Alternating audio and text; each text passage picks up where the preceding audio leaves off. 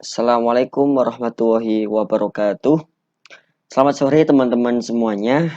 Pada kesempatan kali ini, saya Yasa Rizky Putra Utomo akan berbagi tentang bagaimana teladan Rasulullah SAW dan pencegahan korupsi vaksin COVID-19 di Indonesia. Sebelum kita memulai, izinkanlah saya untuk menyampaikan mengapa kita perlu membahas topik ini.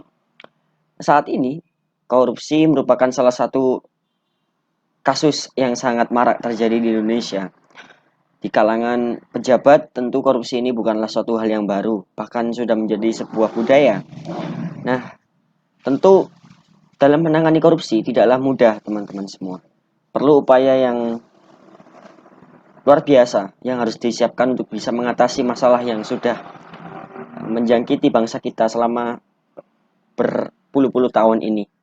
Oleh karenanya, di kesempatan kali ini, saya akan sedikit menyampaikan tentang bagaimana peran agama Islam dan juga teladan yang telah diberikan oleh Rasulullah SAW dalam rangka untuk bisa mencegah terjadinya korupsi, utamanya pada vaksin COVID-19 di Indonesia.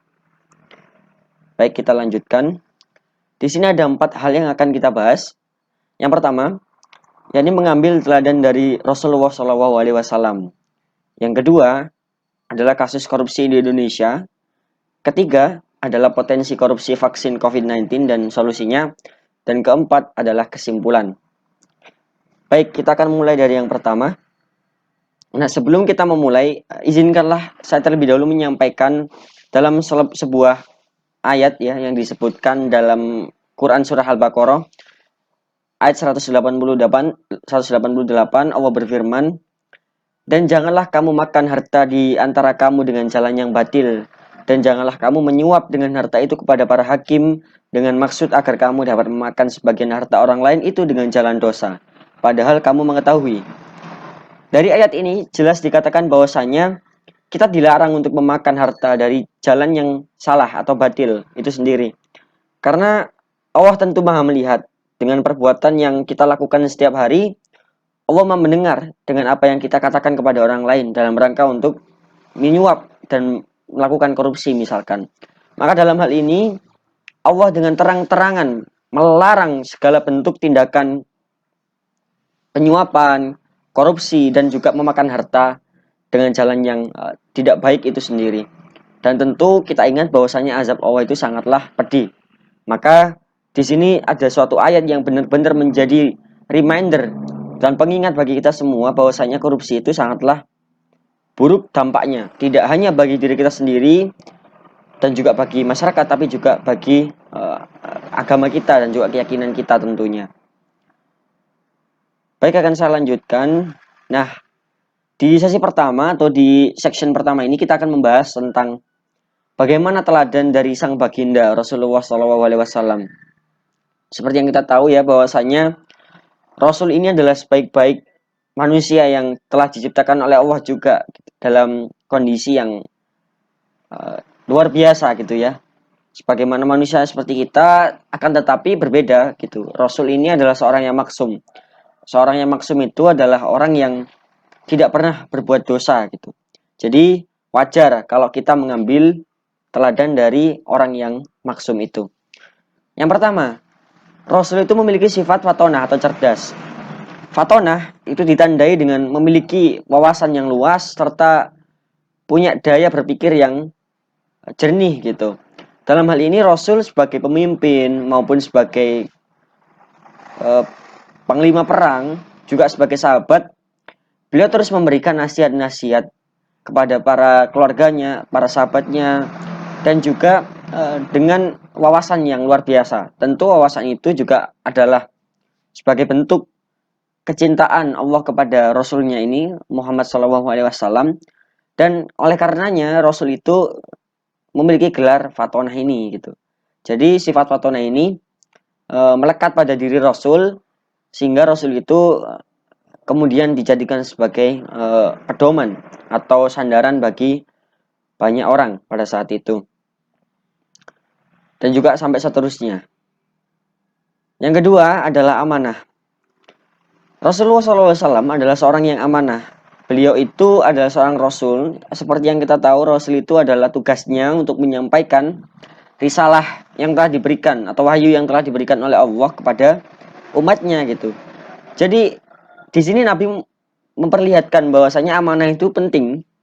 Segala bentuk tanggung jawab yang telah diberikan kepada kita, dimanapun kita berada, itu adalah amanah yang harus kita lakukan sampai akhir dan tidak boleh kita mengingkarinya. Oleh karenanya di sini Rasul memberikan contoh yang terbaik untuk kita sebagai umatnya agar bisa menerapkan amanah ini dalam kehidupan sehari-hari kita. Nah, salah satunya dengan dalam kasus korupsi ini tentunya agar kita terjauh dari hal tersebut. Selanjutnya adalah tablik atau menyampaikan. Seperti halnya saya katakan tadi bahwasanya Rasul juga menjalankan tugas dan fungsinya sebagai seorang Rasul dan Nabi untuk menyampaikan berita gembira dan peringatan kepada umat manusia. Maka di sini hendaknya kita juga sebagai umat manusia bisa mengambil nilai ini, bagaimana kita harus menyampaikan apa yang telah kita miliki. Katakanlah kita sudah belajar dari seorang alim atau seorang guru, maka kemudian tugas kita adalah menyampaikan ilmu itu kepada orang yang masih belajar juga. Karena sebaik-baik manusia adalah yang bermanfaat bagi manusia yang lain. Khairun nas anfa'uhum linnas. Maka di sini tugas kita adalah untuk menyampaikan. Nah, salah satunya dengan PowerPoint ini atau dengan video ini, saya juga berupaya untuk bisa menyampaikan kepada teman-teman semua bahwasanya korupsi ini adalah sesuatu yang berbahaya dan mari bersama-sama kita perangi. Selanjutnya yang keempat adalah sidik atau jujur. Sidik ini adalah perilaku yang sangat sulit, ya. Saya katakan sangat sulit, kenapa? Karena tentu semua orang akan dihadapkan pada situasi yang berlawanan mungkin dengan dirinya. Namun berbeda dengan Rasul. Rasul itu sudah tertanam atau sudah terinstal dalam dirinya perilaku jujur. Sehingga dalam setiap perbuatan maupun perkataannya dia sudah otomatis berbuat jujur. Nah, ini menjadi tantangan bagi kita semuanya, bahwasanya jujur ini adalah meskipun hal yang sulit untuk kita terapkan, setidaknya kita sudah berusaha dan benar-benar mengingat kembali sifat-sifat yang telah dimiliki oleh Rasul ini. Selanjutnya, kita akan melihat bagaimana kasus suap dan korupsi dalam beberapa tahun terakhir yang terjadi di Indonesia. Yang pertama, kita akan menyoroti bagaimana kasus korupsi EKTP yang ada di tahun 2012, di mana kasus ini telah merugikan negara sebanyak 2,3 triliun rupiah. Bayangkan, 2,3 triliun rupiah apabila kita gunakan dalam pembangunan misalnya ataupun dalam kegiatan masyarakat gitu, tentu akan sangat bermanfaat. Akan tetapi di sini malah terdapat individu yang mengambil nilai sebanyak itu. Bayangkan gitu, seberapa kayanya dia dan seberapa bahayanya juga uang yang dia konsumsi atau uang yang dia pakai ini. Kemudian kasus korupsi KTP ini sangatlah besar, bisa dikatakan juga sebagai kasus mega korupsi yang ada di Indonesia dan kemudian sampai sekarang terus diusut. Selanjutnya yang kedua, yakni korupsi bansos COVID-19.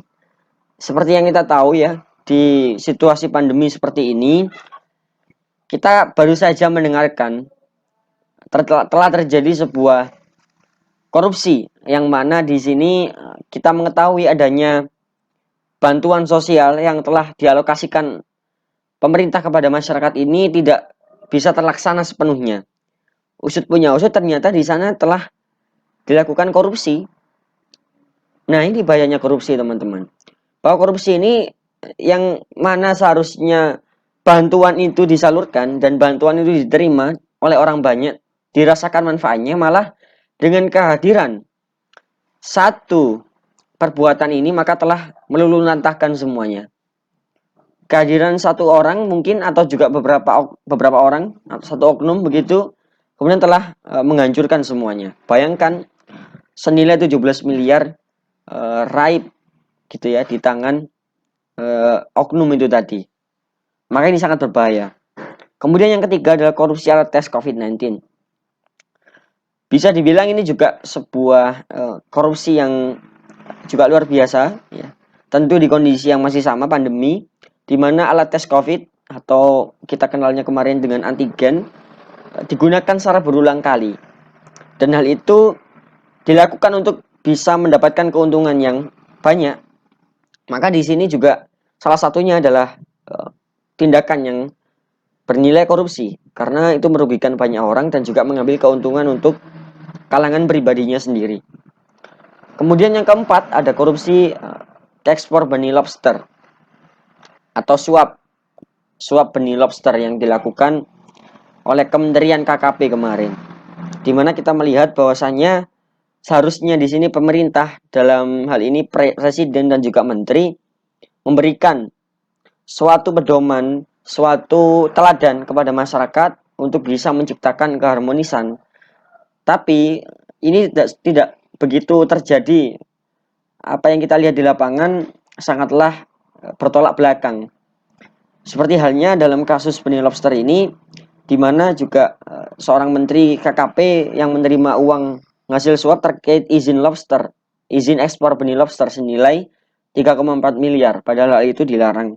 Dan ini digunakan juga untuk kepentingan pribadi. Maka dari keempat kasus ini, kita bisa melihat bahwasannya budaya korupsi atau perilaku ini sudah menjadi kebiasaan, sudah menjadi tradisi yang diwariskan turun-temurun. Bahkan per tahunnya kita akan menjumpai kasus korupsi ini dalam setiap pemerintahan, dalam setiap lini kehidupan kita. Maka oleh itu, kita sebagai seorang warga negara Indonesia dan juga sebagai seorang muslim harusnya bisa memerangi korupsi ini dengan cara apapun. Kalau kita tahu sebagaimana dikatakan oleh Allah bahwasanya kita harus bisa mencegah suatu tindakan yang mungkar itu dengan tangan gitu. Atau kalau kita masih belum bisa, kita gunakan lisan kita. Tapi kalau masih belum bisa, maka kita hanya bisa membencinya, dan itu lemah-lemahnya iman gitu. Nah, dari aspek atau sesi yang telah saya paparkan tadi, dari mulai bagaimana teladan yang telah diberikan oleh Rasulullah, kemudian bagaimana realitas kasus korupsi di Indonesia, maka kita akan melihat apakah momentum vaksinasi COVID-19 bisa menjadi kesempatan emas untuk calon koruptor. Jawabannya bisa kalian tentukan sendiri. Tentu kalau saya pribadi akan menjawab tentu saja. Kenapa tentu saja hal itu bisa terjadi? Nah, karena dalam masyarakat kita, di sini kita melihat ada sebuah ilustrasi yang saya gambarkan di sini. Ada satu kotak bertuliskan agama dan kotak yang lain bertuliskan masyarakat. Di sini seharusnya kedua kotak ini menjadi dua kotak yang saling beririsan sepenuhnya. Akan tetapi di sini saya menggambarkan kotak itu hanya beririsan kurang lebih sebanyak 1/6, ya. Kalau kita gambar 1/6 saja. Maka inilah realitas yang saya coba gambarkan dari apa yang saya tangkap melalui analisis dan juga apa yang terjadi di lapangan. Agama di sini memiliki peran untuk bisa mengontrol masyarakat dari mulai tingkah laku, bangun tidur sampai tidur kembali, dan juga di sini agama adalah sebagai benteng untuk melakukan kegiatan-kegiatan yang dilarang gitu, baik itu secara norma sosial dan tentu juga norma agama. Maka seharusnya agama di sini juga dijadikan sebagai pedoman bagi pemeluknya. Kemudian masyarakat juga sebagai subjek yang menjalankan kehidupan sehari-hari mestinya juga konsekuen dengan apa yang dianutnya. Dan jika itu dilakukan maka akan menghasilkan suatu equilibrium.